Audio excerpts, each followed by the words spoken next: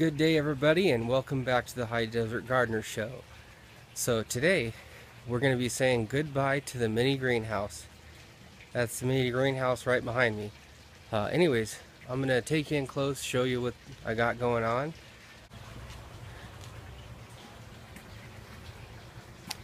So this mini greenhouse has definitely served its purpose in keeping these tomato plants healthy. The freezing nights seem to have passed, which is good. I've been just leaving the greenhouse open every evening because it's only been getting down to the 40s at night, and the forecast looks good for next week as well, so you can see that the tomato plants are doing very well. Probably be taking these water jugs out of here as well, because once I remove this plastic, it's definitely going to improve the looks of the front porch. So I'm going to go ahead and let me show you what I've got going on here. First of all, on the tomatoes, back in here, I don't know if you can see, focus, there we go. I've got a tomato that can just, it's pretty thick in there, but, and look at all the flowers. Oh boy, this guy's really putting out the flowers. Now I decided to go with these plant clips this year, and they work really well. And I went with a yellow nylon string. You know, I wouldn't use the nylon string if it wasn't for the plant clips. This is probably not the type of string you want to wrap around the tomato stem, but with the plant clips it's safe. I also went with a yellow string to help attract pollinators.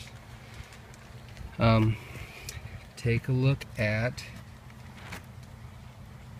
a giant Belgium setting fruit. He's also starting to set fruit here. More flowers here. So, still waiting for the beefsteak and the boxcar willy. They of course were planted several weeks after these two, so I'm surprised to see the pink oxheart catch up with the giant Belgium. It was quite a bit behind there for a while, but pink oxheart's kind of a interesting plant. The leaves and everything really twist, and you know, it kind of almost looks sickly, but that's just the way it grows. It doesn't grow big, green, and you know, thick like the giant Belgium and some other tomatoes you might be familiar with. So all this plastic is going to be going away. It's definitely going to improve the looks of the porch here, but it was necessary if I wanted to get an early start on these tomatoes. So before I remove the plastic and show you the update on that, I have kind of an interesting story. You know, I keep a close eye on all my plants out here, and I noticed that this red bell pepper, that something was eating it.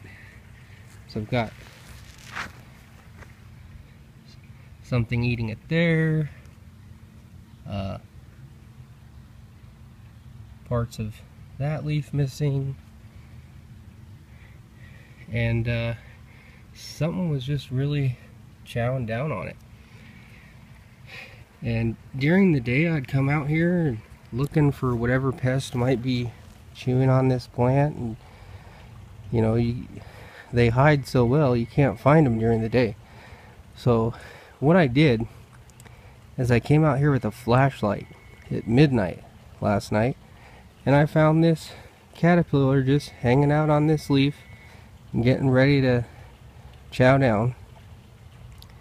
So I removed the caterpillar and tossed him in the neighbor's yard because they're not growing vegetables. So that's kind of interesting. If you have something eating your plants, just go out in your garden at night with a flashlight. You might be surprised at what you find. So, chili plant's doing very well. Everything's doing very well in here. If you remember those pumpkin seeds that I planted,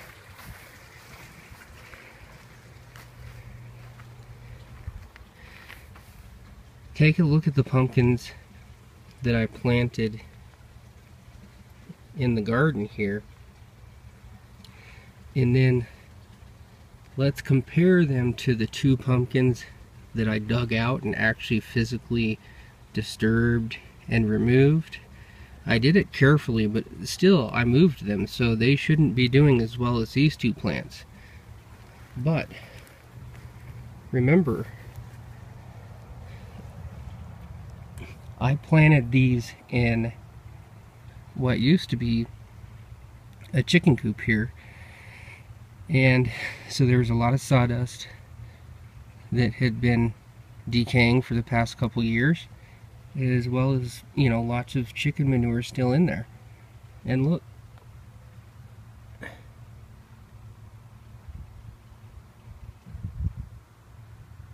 these guys are actually doing better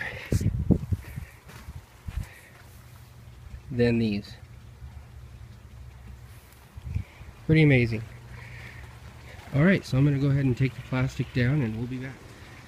Alright, so I've removed the mini greenhouse, all except for the top part.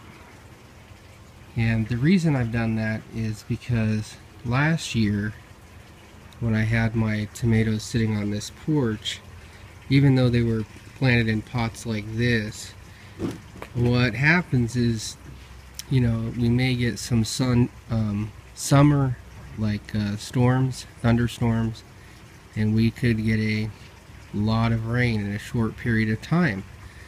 I mean, it typically doesn't rain a lot here, but we usually get quite a few thunderstorms, you know, maybe 3 or 4 throughout the summer. And, you know, the thunderstorms usually just last for the evening, maybe 2 to 6 hours, depending. But when that happens, we get all that rain, and what it did is it flooded out my tomatoes last year.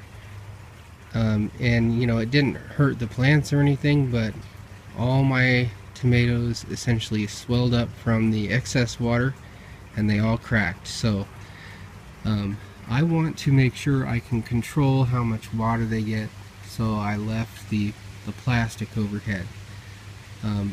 I do need to get some sort of a rain barrel, because I would really like to water my plants with rainwater, but the next best thing that I have is my pond water. So I do frequently, in fact always, water my garden with the pond water. I'm sure to always take the chlorine out of that water in the pond, so it's the next best thing to rainwater. And yeah, here it is. I know the box is ugly. It's it's tall, plenty of dirt in there. You know, it's 2.5 feet tall. And, you know, I used what I had, the free materials. I used the pallet and cedar fencing that I had. So, hey, if anybody wants an update on how the kumquat is, there's the kumquat tree I started from seed. That's the one from the video. Here is another one from a store-bought kumquat that I got. I saved the seed, and so that's a different kumquat.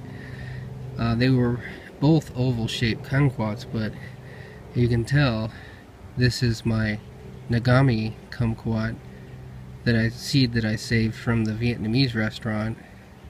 This was some sort of store-bought, so it'll be interesting to see how they grow differently. But as for the box, I plan on making it look much nicer. This was everything had to be kind of put together with the materials that I had, and I kind of learned as I built more boxes, and I can make this box look very nice with the cedar fencing that I got. One thing that I found works really well is doubling up on the cedar fencing. It makes it really strong. That's what I did on this end, so I will be putting cedar fencing here to make it all blend together, look nice, and I will be doubling up on the cedar fencing on this side, and then I'm going to cap it off probably with 2x4, so it'll look nice when I'm done. Alright, welcome back everybody. So I got the box nearly done. I got everything except for the cap that's going to go around top. I'm going to need some 2x6. I'm going to get some 2x6 cedar or Doug fir or something like that to put around the top. But as you can see, I finished off this end with cedar. I even trimmed out the corners. And it's coming along pretty good, if I do say so myself. So yeah, in these long runs where, you know, I had these cedar fence boards, like I said, I doubled up on the cedar boards and I staggered the seams, you know, so that it would make it extra strong. So that's why I have a strip down here that I had to rip down, and a strip along the top I had to rip down. And you know, this bed, like I said, is pretty close to 2 feet tall, and you won't see any bowing of the sides, even though I've got all this dirt in here. Take a look. We got some pretty straight, if I could hold the camera straight, we got some pretty straight sides. Now I did just do some watering of the lawn, which is why you can see some shadows or some dampness on the wood. But there it is. Once I get that cap on there, it'll look real good, I think. So anyway, that's how I made the tomato bed.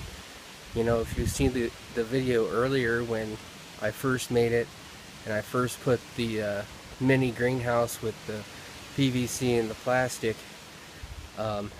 you know, that was just what I had to do for the time being. It wasn't the finished product. So you can actually make a good raised bed with fencing, cedar fencing, whatever, you know, as long as you just build it right. These are the materials I had on hand, so it was free to do. I did use screws, of course, because everything I put together, I use screws. I already had the screws though, but if I were to calculate how many screws, you know, it's probably $8 to $10 worth of screws altogether. So not a lot of money to build this raised bed using materials I already had on hand. So anyways, I hope you enjoyed the video.